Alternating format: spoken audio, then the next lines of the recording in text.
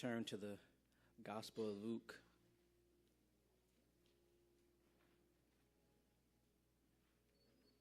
chapter 5,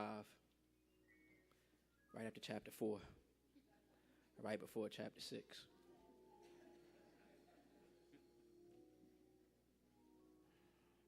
Why is it taking y'all so long to get there? I gave you all the clues. Starting at verse 12. When you have it, say amen. Amen. If you don't have it, say amen. If you don't care to have it, say amen. I'm good then, okay.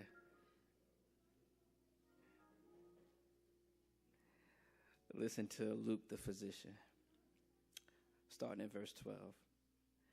While Jesus was in one of the towns, a man came along who was covered with leprosy.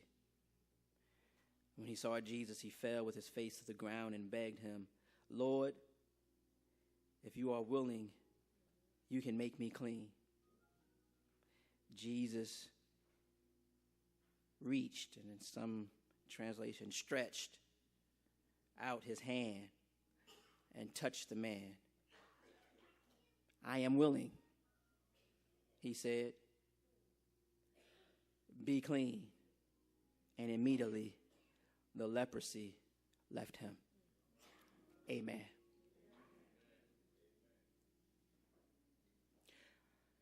I want to talk about a divine stretch. A divine stretch.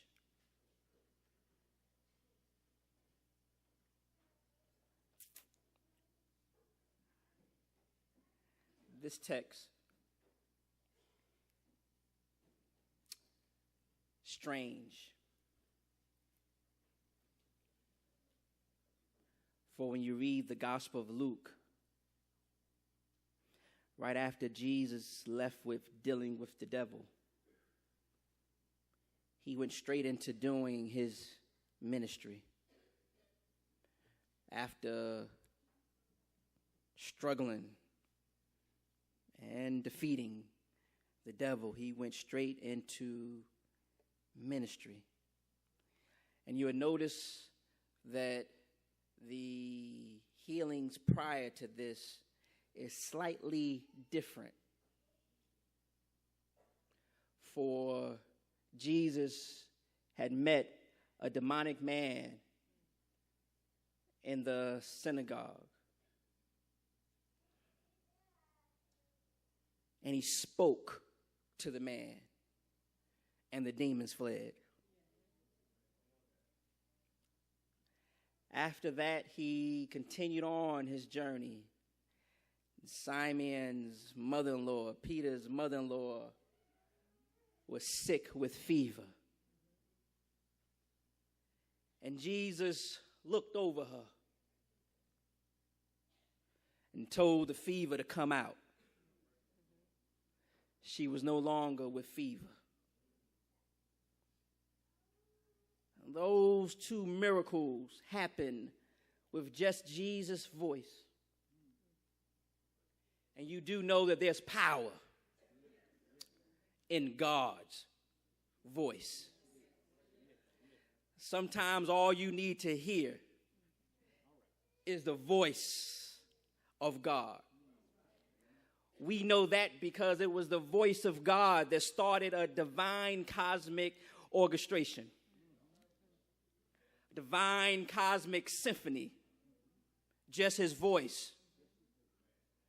And he threw the stars in the sky. Just his voice. And he split day from night. Just his voice. He put all the fish in the water. Just his voice.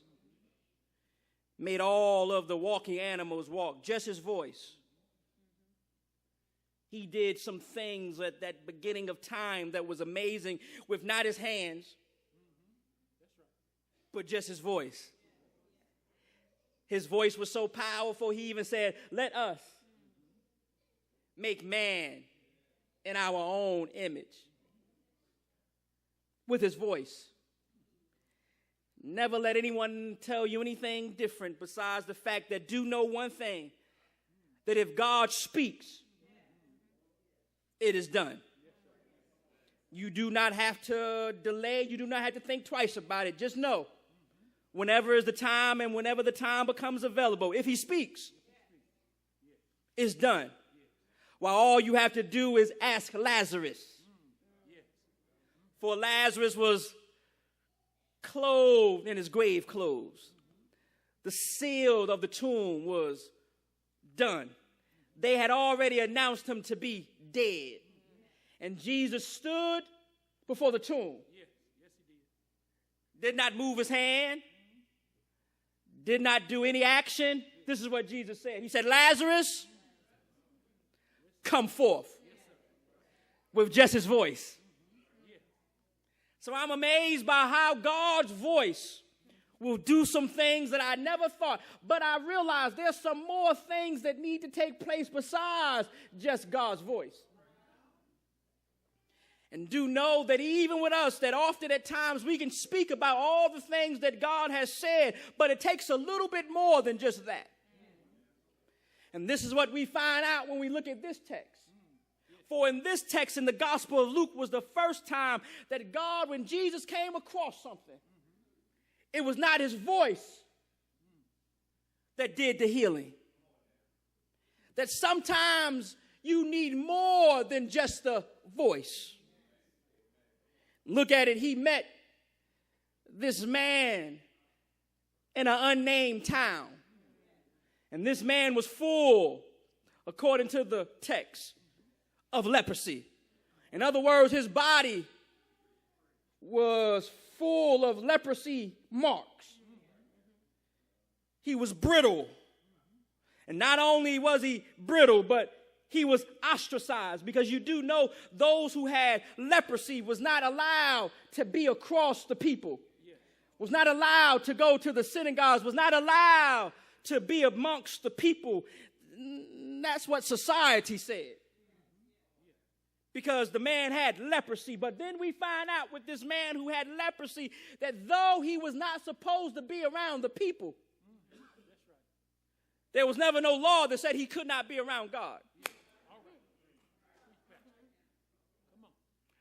The city of this unnamed town, the governor of this unnamed town, the mayor of this unnamed town, though they put, I feel like preaching right now.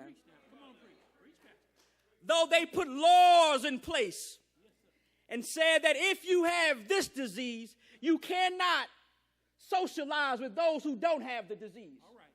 That was according to you know those laws. The same laws that we have in our day and time in some sense, because if my memory comes correct, you know when HIV/AIDS came out, that what we did was we ostracized so many folk, and we said that they cannot come around us because we don't know what they may have and what they may give us. All right, that's right. It did not look the same. It's not just that. It's this whole sexuality thing for those who are gay and for those who likes the same sex. We even say to them sometimes, don't come around me. All right. That's right. You stand on your side. I'll stand on my side, because somehow in some way what you do may rub off on what I do. We create these laws, you know, these laws who's making it tougher for women to have certain procedures done. And those who make the decisions do not look like a woman, but yet and still they'll tell a woman what to do. Those laws.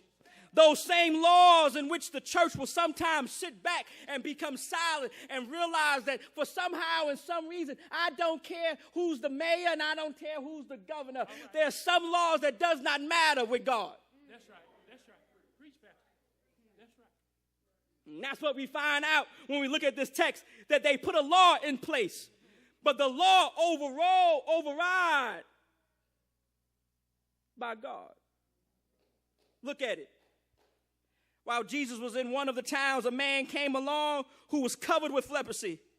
When he saw Jesus, he fell with his face to the ground and begged him, Lord, if you are willing, you can make me clean. Now let's pause right there. Because notice that the man with leprosy did not say, can you? He said, if you're willing. And there's a difference between saying if you can and if you are willing. For if you say if you can, what you're suggesting is that there's a possibility he can't. And you do know that there's some of us who are possessed with some stuff, and some of us who are sick with some stuff, and some of us who are broken down with some stuff, and all we do to God is say, can you? Yes, sir. Talk now. Talk. Can you do this? Yes.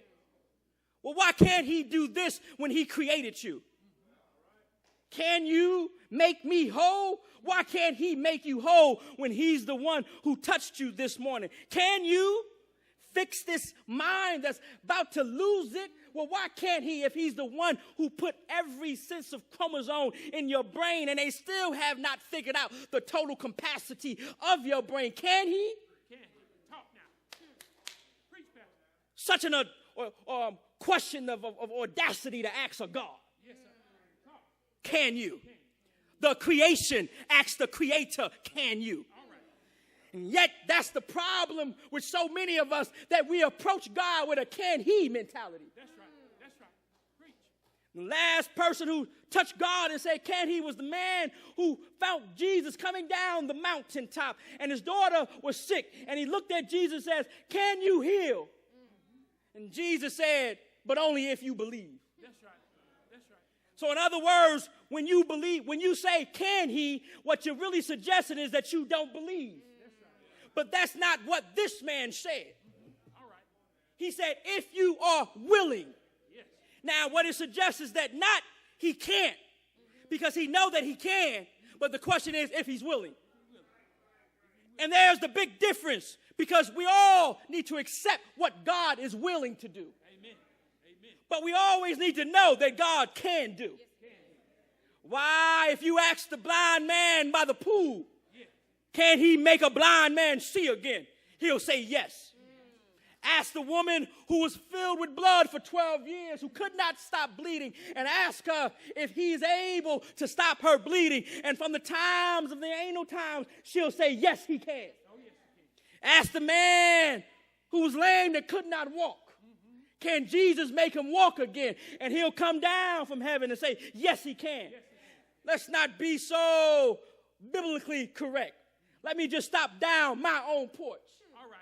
Because I asked God, ask me, can God turn me around? And I'll say, yes, he can. Oh, yes, he can. Ask me, can God take a wretched man and make his mind right? And I'll tell you, yes, he can. Yes, he can. Ask me if God can heal some bodily wounds, and I'll look at you and say, yes, he can. Ask me, can God bring some families back together again? And I'll say, yes, he can. Ask me if God can take a brother or a sister who's been high on drugs all their lives and change them around, and I'll look at you and say, yes, he can. It's never or not whether God can. The question is if God is willing. And that's what we find out in this text. The man said, are you willing to make me clean? First, I have a problem. First, I've been ostracized. First, I've been set aside. First, I can't communicate with the people. Secondly, I can't even talk or be around anyone because the law has said I can't. But I have one question. Are you willing?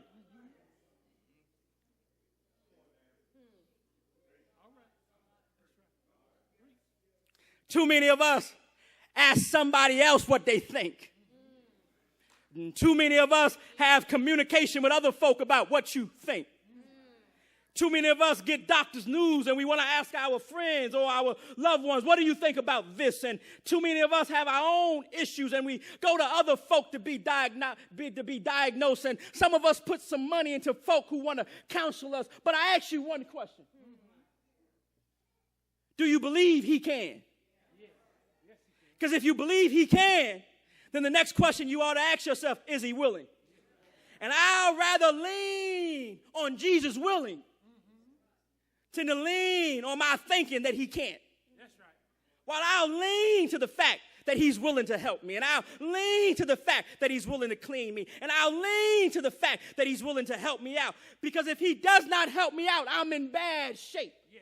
So I'd rather lean to him helping me than to stand on the fact that I don't know if he can. And the last time I checked my Bible, God can. Yes, he can. He said, I have leprosy. Will you make me clean? You do know that's the problem of every sinner. That you try to fix up your sin instead of just saying what your sin is. You do know that's the problem with most of us. That we try to sugarcoat it. We try to make it look nice. We try to make it is what it's not. And we do all of these things to make it look right. But the reality is when you stand before God, that you need to have your head down. And what did we find out in this text? That he begged Jesus and he said, if you're willing to make me clean. In other words, I have it, but I cannot be clean unless you are willing. And look what happened. Jesus stretched his hand and touched him. I want to stop there because I realize that there's sometimes I need a divine hand to touch me. I need God's hand to come down in my life and touch my anger. I need God's hand to come down from heaven and touch my hurt. And God's anger to come down, his hand, and to touch my mind and to touch my legs and to touch my body. That there's some things I can't get from you, but I know without a shadow of doubt, if God sends his hand down and decides to touch me, just touch me, God. I know what you said, but now I need you to touch me. That there's a difference in hearing your voice and then having you touch me. Yeah. And I've been in some places where I heard your voice, but still hearing your voice was not enough. I needed to feel your touch. Yes, sir. Yes. The touch of a master. Yes, touching his creation. Yes, the touch of a God with love and compassion. The touch of a divine source around my sick mind, the touch of a divine master at my bedside. The touch of Jesus makes a difference. And that's what made a difference between the other two miracles and this miracle. He spoke and he touched. And I realized in God's church, I need God to speak and touch. Because I found out God will speak to some people, but they will not change. But once he touched them, my God, they can't help but to change. That they can be as mean and ornery as long as they want. And they can hear God's voice speak to them. But once God's hands touch them, oh, they'll look at their hands and say, my hands are new. They'll look at their feet and say, my feet are new. They'll look at themselves and say, God has changed me. So I need God to not only speak, but I need God to touch. Look what took place after Jesus touched the man. Jesus said, I am willing. Oh God, you willing? You willing to meet me at the crossroads? You willing to grab my hand? You willing to hold me? You willing to love me? You willing to talk to me? Why is that so important? Because everybody else would not touch the man with leprosy. Nobody else would talk to the man with leprosy. Nobody else would associate with the man with leprosy. And I found out there's no boundaries in which my God will stop to get to me. For he stretched his hand, which suggests to me when the Lord's hand go out, it can only go but so far. When some of my friends' hand comes out to help me, they can only go but so far.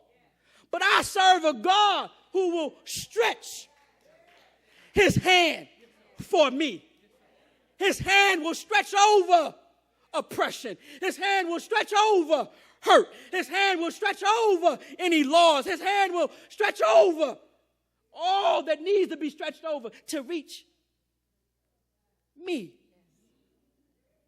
He touched. He spoke. And look what the text says.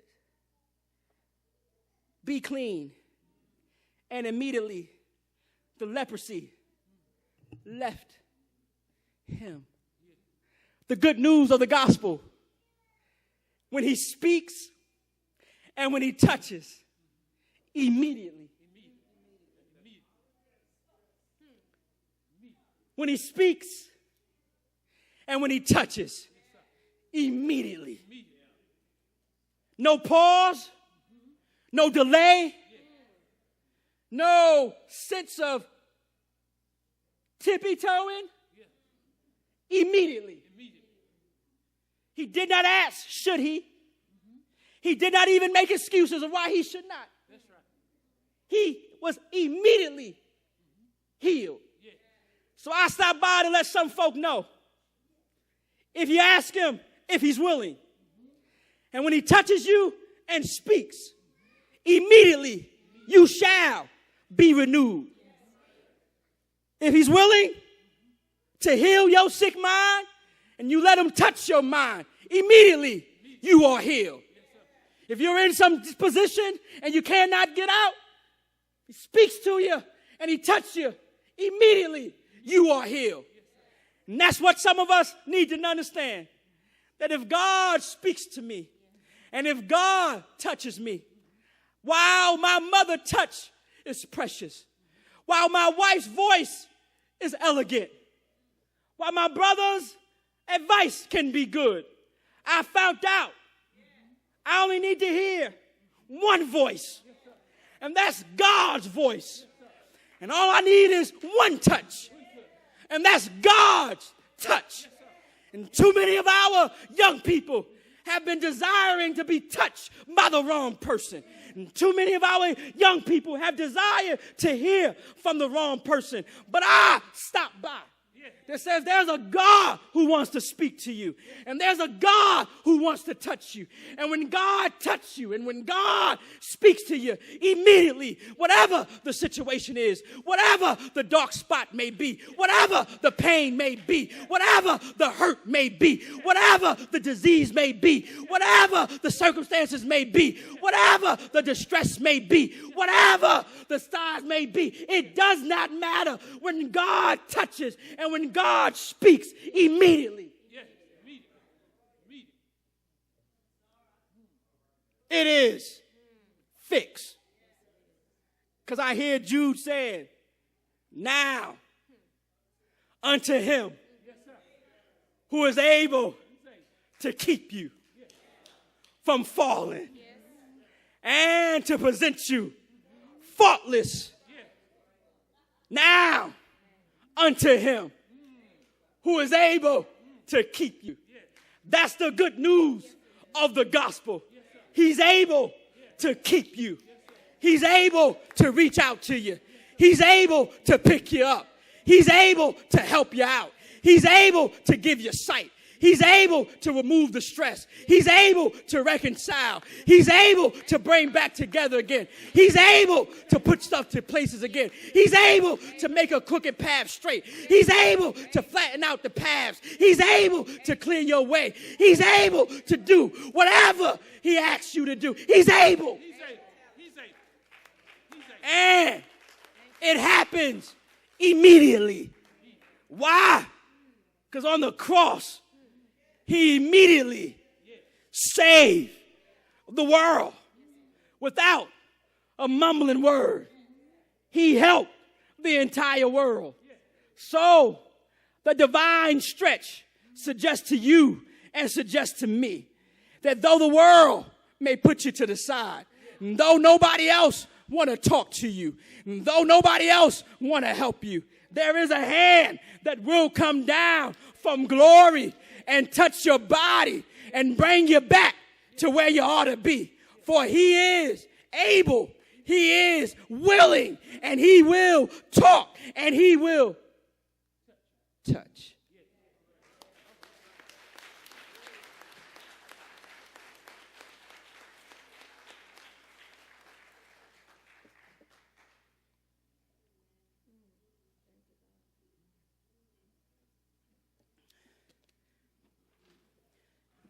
Yeah. Somebody need to hear that. Don't know who, but I know somebody. I found out I just need his touch. And I just want to hear his voice. For the voice and the touch, and whatever it may be, immediately, I am well. Stop, my brothers and sisters, trying to be touched by everybody but God. Stop trying to listen to everybody but God.